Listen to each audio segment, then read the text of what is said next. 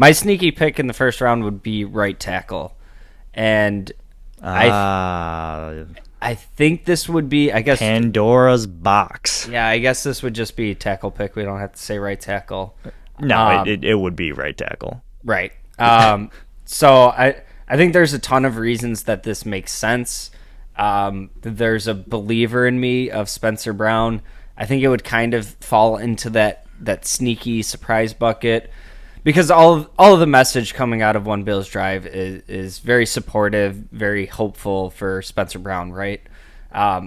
There's really no denying that he's struggled. He's had his ups and downs. But to me, this is very similar to the Dawson Knox situation, or as, COVID year in there, didn't have a college season, missed a training camp last year because of a back surgery. So this would be like the big year 3 jump year, regular offseason, kind of no excuses. Now, I'm very cautious with that because it starts to feel like, we're anticipating that third-year jump from all these, freak athletes that... Year three. Yeah, they're betting on traits. And it almost starts to feel like, to me, like every year this time of year, we see the draft cycle. And this year it's, I'm going to say Will Levis, kind of Anthony Richardson, of just these really raw, toolsy quarterbacks that they're like, oh, this could be the next Josh Allen. And we keep hearing that, right? And Josh Allen was supposedly going to be the next Carson Wentz. Correct. And or Cam Newton. I think it's so hard to make the one-for-one comparisons, and I do see a path where Spencer Brown could take a big leap this year. And if he can put together all those tools he has and solidify that game, he could be a starting caliber to very good right tackle. For me, the most important thing to keep this team moving forward is keeping Josh Allen upright, keeping him clean, helping in the run game to kind of give that balance. And to me, if you're taking a tackle at 27 to compete with him, the worst case scenario here is Spencer Brown keeps the job, and that means that he's playing better.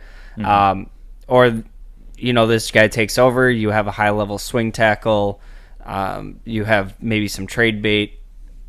To me, it would be not a super fun pick. The draft is really fun when you're drafting the sexy positions. But the Bills also haven't made a ton of investments as far as like high draft capital on the offensive line. So I couldn't be too mad about it. We took Cody Ford a while back. He's a tackle, right? Tackle, guard. Yeah, tackle, guard, right, left, center, something. All right, you're gone. You're gone. Yep. Yeah, so if the Bills ended up taking a right tackle, I don't know how I'd feel about it. Ask me about it after who it is. Know? And it like I prefaced at the beginning of this episode, it's hard to be predictive, and how many draft picks has Brandon Beane made where I've been like, I don't really understand that. And I also don't understand a lot of the 31 other GM's picks at the time. I'm like, I don't really get that. Well, that's because we're not a general manager of an NFL franchise. So as much as this is played out, this saying is just trust the process. Trust the process. Because that's all you can do. You can be angry with it, but at the end of the day, it happened. So you might as well just roll with it and just keep living.